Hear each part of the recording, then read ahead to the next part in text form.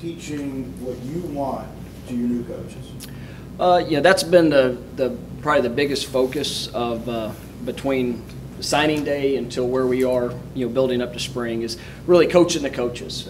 That's, taking our overall philosophical approach, tying it together with what we want to do schematically, making sure that everybody's on the same page to how we operate, and then we get into more details to what we're going to do and how we're going to implement that with our installations. The great thing with some of the rule changes from a few years back is that we've been able to be in the classroom for an hour a week with our players. So we've been able to go out to a lot of their workouts. And to start, I'd have to say that Coach Storms, our strength and conditioning staff, have done a remarkable job.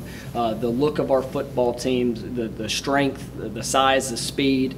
This is the best that we have performed up until this point since I've been here, and I think a lot of that goes to the recruiting, but also the work that those guys have put in, the belief that our players have to how we do things, the culture that's been established. But I'm excited about what this spring is going to hold. Being able to add some new faces, building those relationships. That's the thing that's probably the biggest challenge, because relationships, it takes time, and we spent a lot of time together with our players, with our coaches, everybody getting on the same page, and it's going to be exciting to watch.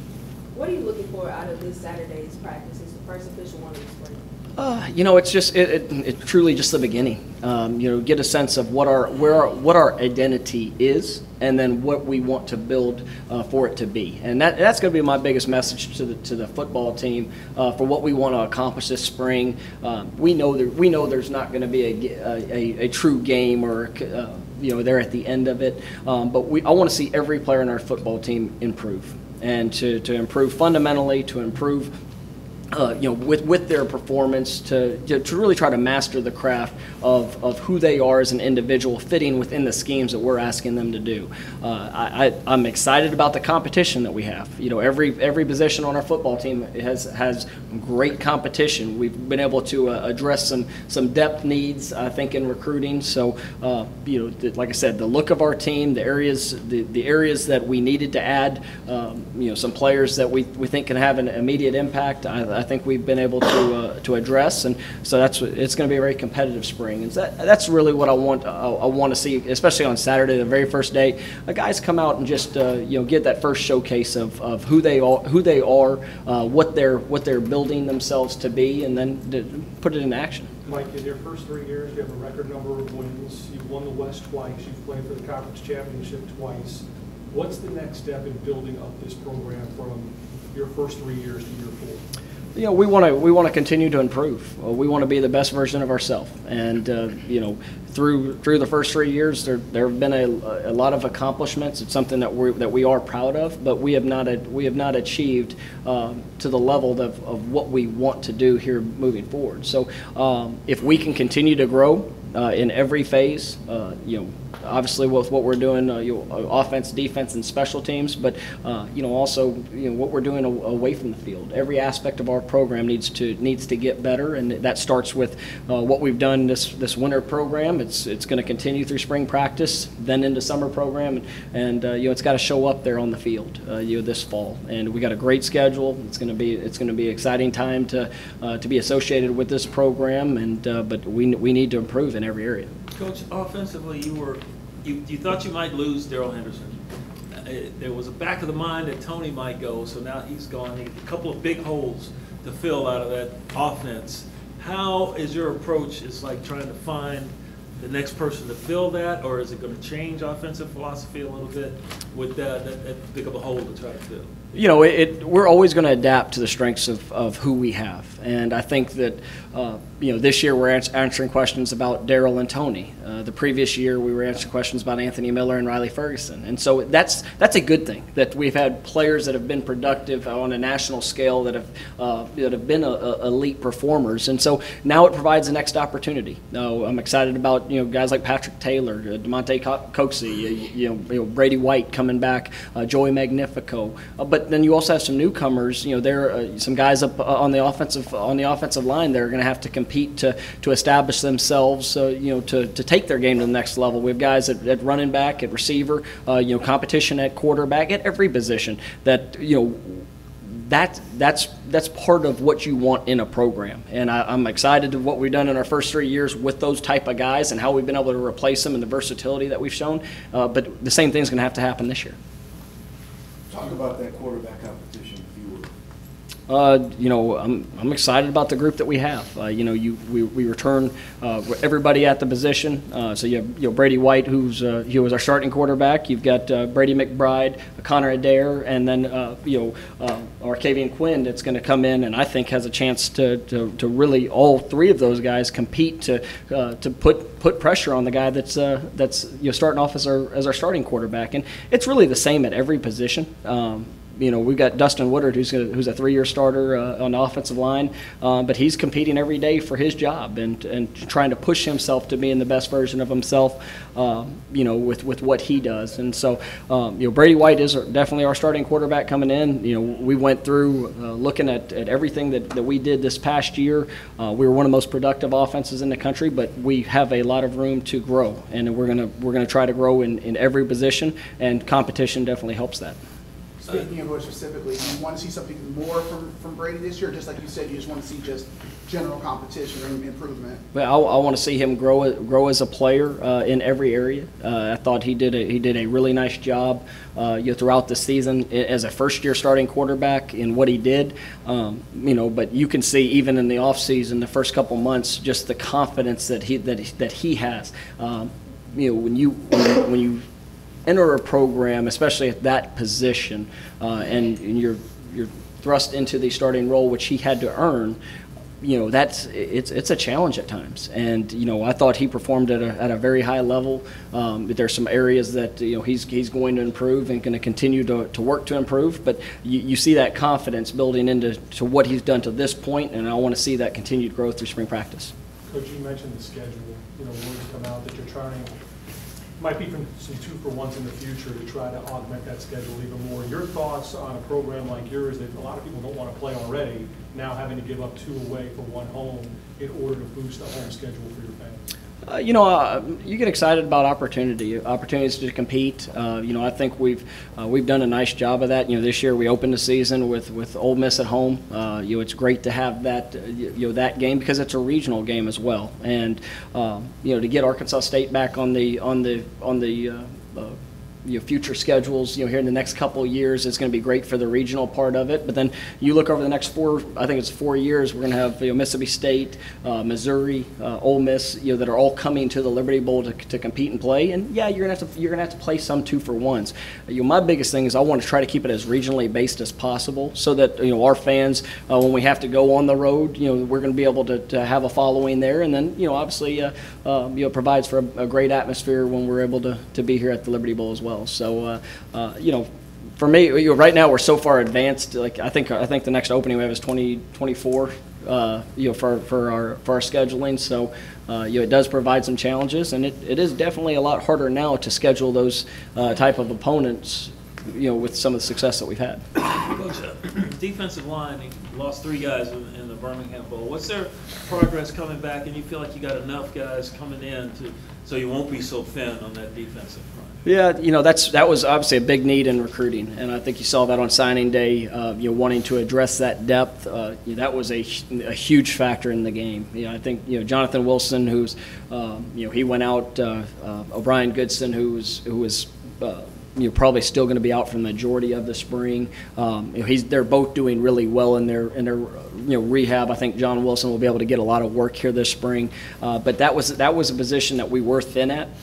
And being able to help that with recruiting some of the guys that we've had come in and that are going to be here for the spring, I think that's going to do nothing but help this defense. And obviously with Coach Fuller coming in and learning a new style and a new way to attack, it's going to be great to have that experience. And then we had some guys last year that we redshirted, who I believe their development has been incredible, and that's probably one of the youngest groups, but one of the groups I'm probably most excited about coming into the spring practice.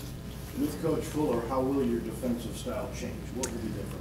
Just different presentations of what we ask our guys to do. I mean, we've been very multiple, and we're going to continue to be multiple in what we do. But just the overall presentation, Adam is an incredible teacher. He's a very highly energetic person. But for us, we're going to continue to attack defensively, but we're going to do it in the presentation will change in a variety of different ways.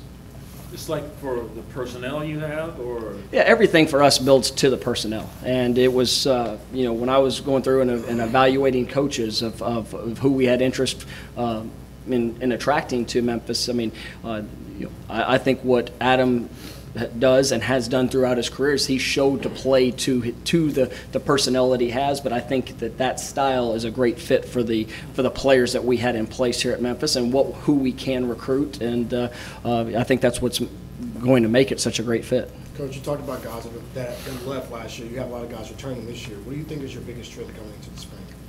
I think that the depth and competition is probably the thing that I'm most excited about, because you can go. You look at the receiver position. We only had one graduate with Sam Kraft, but on the flip side, there's a lot of the young talent there that's going to be pushing for competitive reps, and so and been being able to add a couple guys here this summer that I think are very talented young men that will also be able to work to contribute in the running back position. You lost two very explosive players, but you look at guys like Kenny Gainwell, you look at Tim Taylor, Cam Fleming, all guys who have played meaningful reps, early in their career, that are now being thrust into a more active position where they're going to have to be a go-to guy once they prove that they're capable to do that. So, I think on both sides of the ball, that depth. You look at the defensive backfield, being able to add a few players. Even though we have a lot of guys returning, and we've been able to add a great group that I think is going to enhance the competition and force guys to continue to elevate their games. What was your pride factor, Mike, on Combine when Memphis was being named, and then Darryl has that unbelievable 40, which gets skewed a bit later on, but we won't talk about that. But your pride factor about Memphis there, and then what are you hearing from their agents or NFL guys that you know of about what their future lies come draft time? Well, it was unique, this year because we had three guys that were at the Combine, and all three of them had their field day on that Friday, of the first Friday of the Combine, and so I was fortunate that I was able to take a couple of our assistant coaches, Ryan and Anthony. We all went up there and got to support those guys, and by going, it also provided an opportunity to get a lot of feedback from the coaches and the interviews and what they're seeing from our players and their perspective of our program. And those guys have represented us extremely well. Obviously, we knew that from what they did on the field and being within these walls, for their time throughout their career, but how they're expressing themselves, how they're presenting themselves, how they're representing Memphis has been incredible. I had three different offensive coordinators that came up to me, there when I was in Indianapolis, and said that our guys' interviews were the best interviews that they had of anybody to that point, and that was I take as good of a compliment from that is what they run in their 40-yard dash, because they're prepared for the moment. They're prepared. They're showcasing all the other things of what it takes to be successful, and that's what people and who people want to employ one day and add to their program. So I'm excited about their future. Those guys have worked extremely hard. They look great. They ran great. Did a wonderful job showcasing themselves, and obviously they got pro day coming up here in a few weeks where they're going to get to continue to showcase their skills and talents, and I'm sure they'll all find the right fit. Is that one reason why you put your players out in front of the media, and is that when they get to something like that, they know how to, because there are players who bomb that, and your players know how to handle it. I think it's a critical factor in development, and not only our players but our coaches. That's something that I take a great deal of pride in, is being able to. I've got confidence in the people that that play here, that are employed here, and who they are as individuals. And does that mean that we're never going to have an outlandish statement that's made or something that maybe? But it's a learning experience. And so for an 18-year-old to have to stand in front of a group of media members and have to truly think about what their response is and how they're going to present themselves, well, that's a job interview. And whenever they are sitting in front of an NFL GM or a head coach, it's the same job interview. It's the same presentation, making sure that they're putting their best foot forward, and that it's not just a speech. It's truly developed in who they are. Speaking of those three players who did go participate in the combine, one of those players is your starting left tackle, Trevon Tate. What do you plan on doing as far as replacing him? Is there somebody you have in mind as a front runner, or are you just waiting for competition? I think we're going to have great competition there as well. Obina Eze was our backup left tackle last year. He's a young man that has great promise in front of him. But I'll also tell you that two young freshman linemen that I've been incredibly impressed with what they've done with their body. Evan Fields, Titus Jones. Those two young men. I think they've both, since they've been here, put on about 30 pounds from the fall through the winter program. Incredibly athletic, and guys I think that can definitely compete at a high level. You look at the flexibility of Dylan Parham as well. Dylan started every game for us there at left guard in his first year to ever play offensive line. The offensive line. He's extremely athletic, and so we have a lot of flexibility about trying to find the best 5 guys. It's not always the most talented 5 guys. It's the best 5 guys that play together as a cohesive unit. And so, we're going to look at a lot of different combinations and give each of those guys an opportunity to compete. You look at another freshman, Isaac Ellis, who's done a great job. Nigel Brannon, who's coming along really well. So, I know I'm naming a lot of people, but that's a good thing. I'm excited. I'm excited about that group and the competition that we're going to see. And also with a guy like Scotty Dill, who played some very meaningful reps for us. Looking forward to his growth as well. Speaking of Dylan, do you project any more position changes in the spring? Do you mean? Like, originally when Dylan was recruited, he was listed as a tight end, but then he became offensive lineman. I sure hope he doesn't shrink back to a tight end. I'm excited about. I think, and that shows a little bit about the versatility that he's had, and also showcases a lot of the athleticism. He's went from tight end to defensive lineman, and then he ate himself into being an offensive lineman. But we call those guys big athletes for a reason. And you look across the offensive front, and Scotty Dill, when I got here, was a 230-pound tight end, and now he's a 300-pound offensive tackle. Obina is kind of the same thing. Was a basketball player. We look for those big athletes, especially with how we try to showcase those guys in movement and using them, pulling in the different run schemes that we have. So I really like this group, and I think it's going to be a fun one to watch develop. I think Ryan does a great job with your Coach Norvell does a great job with them. Trying to develop that cohesive unit, but that's going to be one of the critical factors, is establishing that identity for who that group's going to be. You reaffirmed your commitment to the program this offseason, kind of a Leo DiCaprio, Wolf of Wall Street-esque way on Twitter. What makes you so fiery whenever people bring you up, every year after success, to take another job? And what's so passionate about being here for you, I guess? I think a lot of it is I love being here. I love this community. I think that this community has embraced our coaching staff, our program, our families. At the end of the day, it's a compliment when people are talking good about your program. They're talking good about the players. Those things you don't ever take that for granted in a sense. But at the end of the day, there's always going to be speculation on what people think you could do or should do or will do. At the end of the day, this is life. And, the greatest thing about my job is I get to decide who gets to come and be a part of this football team and what we're going to do, the direction that we're going to continue to push. And, obviously the job that I have, I believe, is one of the best in the country. I say that a lot. People hear that a lot, but I truly mean it. And I embrace going out and being a part of what the best that Memphis has to offer. And the growth in our community and what we've been able to do, the growth that we have within our program, I take a great deal of pride of seeing the construction that's getting done. I see a great deal of pride of going to the combine and people seeing that Memphis logo and wanting to come have a conversation, not just about the 3 guys that are there, but about the guys that we have coming next year, and just the way that our program is perceived nationally. That is a wonderful thing. And to know that we've done that and that our best days are in front of us is something that has me excited as a coach. And that's not saying that we've had some coaches that have taken other opportunities, and you know what, I wish them all the best moving forward. But I'm excited about the gentleman that we've been able to go out and attract to come in and be a part of this organization and to be able to celebrate all the great things that our university and our community has to offer. Final thing for me, if you could. You've been a head coach 4 years now, I think, and you've had a chance to have a class come through and another one starting to cycle off.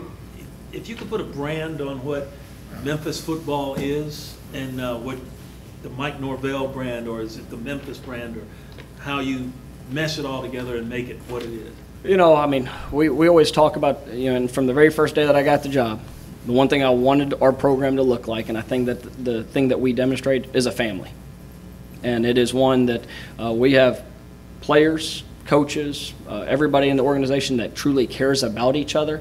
But more than just the relationship aspect of it, this is an all-inclusive football program. This is one that we take a great deal of pride in how we do everything, and how the academic achievements of what our players have done, within this program. We're operating at an all-time high in that regards. What they're doing socially and the way that they carry themselves, the way that they interview at the combine, the number of community service hours that they've done, that has become that culture has been established and is continuing to grow with each recruiting class, because we've identified the right young men to come in and be a part of it, and then those guys are getting developed as they're being here. I think that we've shown ourselves as an explosive football team in every capacity. Offense, defense, special teams. I think that we're going to continue to do that. We're going to continue to play to the strengths of the personnel that we have, players and coaches. And at the end of the day, I think that has been established for who we are, and each year is going to be a little bit different, and a couple different tweaks to the highlights of who we have, and so that's something I'm excited to see, the identity for the 2019 Memphis Tigers. All right. Thanks, guys. Thank you.